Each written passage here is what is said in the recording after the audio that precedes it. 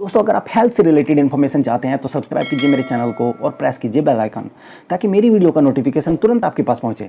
नमस्कार दोस्तों, मैं डॉक्टर मनीष आप सबका स्वागत करता हूं। आज की वीडियो में हम बात करने वाले हैं दांतों को लेकर के और टूथपेस्ट को लेकर के, और एक ऐसी हैबिट जो आपके दांतों को खराब कर सकती है। तो आइए शुरू करते हैं। तो दोस्तों, सभी चाहते हैं कि उनके दांत सफ़ेद चमकते हुए होने चाहिए, और मौजूदा ट्रेंड के अनुसार जो टूथपेस्ट होते हैं वो तो हमारे दांत को सफ़ेद एकदम चमकाने वाले होने चाहिए। जी हाँ दोस्तों, निश्चित रूप से ऐसा ही होना चाहिए। जब भी दांत चमकते हुए होते हैं, सफ़ेद होते हैं, तो एक ऐसा एहसास होता है कि वो दांत साफ़ हैं। लेकिन इस चक्कर में कुछ लोग ऐसे होते हैं जो ज़रूरत से ज़्यादा ब्रश करने लग गए हैं। एक एवरेज इंसान एक पूरे साल में लगभग 6 टूथपेस्ट की ट्यूब जो होती हैं वो उनका इस्तेमाल कर लेता है।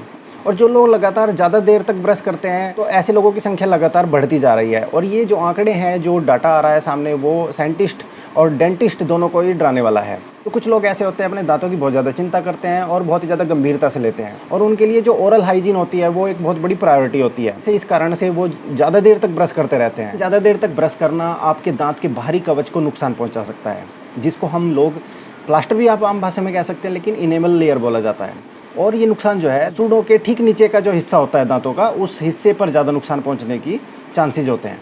डेंटिस्ट कह रहे हैं कि भाई आजकल इस तरह के जो मामले हैं, इस तरह के जो लोग हैं वो बहुत ज़्यादा आने लगे हैं।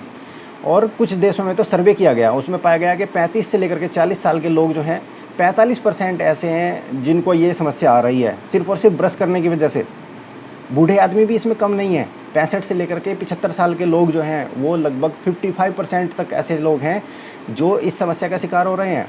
डेंटिस्ट क्या कहते हैं इसमें, वो कहते हैं कि जो हाई आरडीए वैल्यू वाले टूथपेस्ट होते हैं वो ज़्यादा नुकसानदायक हैं। जब भी आप टूथपेस्ट लेते हैं, उसका जो पेज होता है उसके रैपर पे एक आरडीए वैल्यू लिखा हुई होती है। जिस टूथपेस्ट में जितने ज़्यादा इमोलाइंट तत्व होंगे उतना ही ज़्यादा वो नुकसानदायक है। ऐसे टूथपेस्ट जो होते हैं वो दांतों पर ज़्यादा घर्षण करते हैं, जिससे दांतों की परत को नुकसान पहुँचाने का ज़्यादा खतरा हो जाता है। तो जितने ज़्यादा इमोलाइंट तत्व होंगे उतना ही ज़्यादा नुकसान आपके दांतों को पहुँचेगा।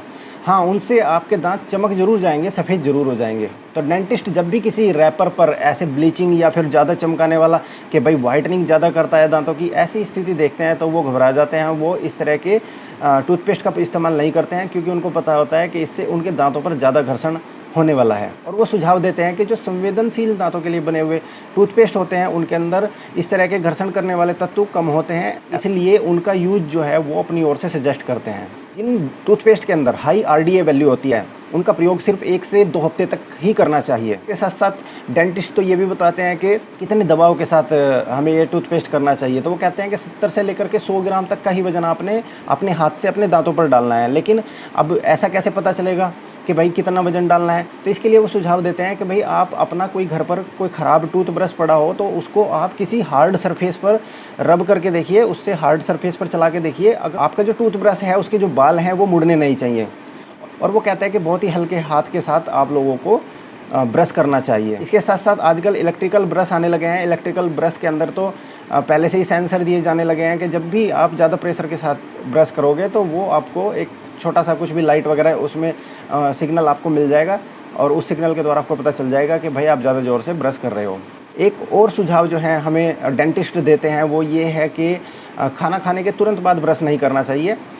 अगर किसी खाने में खट्टी चीज़ होती है तो खट्टी चीज़ें आपके दांतों की जो ऊपर की लेयर होती है वो उसको मुलायम कर देती है। तो ऐसी स्थिति में एकदम खाना खाने के बाद नहीं करना चाहिए। अगर कुछ लोगों को खाना खाने के बाद ब्रश करने की आदत है भी तो कम से कम आधे घंटे बाद ब्रश करें, और इस बीच में वो 1-2 बार पानी पी लें थोड़ा थोड़ा करके।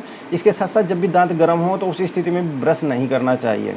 ऐसी स्थिति में आपके दांतों को नुकसान पहुँच सकता है। इसलिए ज़रूरी है कि खाना खाने के आधे घंटे के बाद आप ब्रश करें। देखिए दोस्तों, सफ़ेद चमकते हुए दांत ज़रूरी हैं, अच्छे हैं, लेकिन उनके साथ सावधानी रखना भी बहुत ज़्यादा ज़रूरी है। तो कहीं ऐसा तो नहीं है कि आप भी बहुत ज़्यादा देर तक ब्रश करते हो और बहुत ज़्यादा प्रेशर के साथ ब्रश करते हैं। अगर ऐसा करते हैं तो अपनी आदत बदल लीजिए, क्योंकि इससे आपके दांतों को जल्दी ही नुकसान पहुंचने वाला है। अगर आप चैनल पर नए हो तो सब्सक्राइब कर लीजिएगा। मिलते हैं फिर किसी और वीडियो में, तब तक के लिए नमस्कार।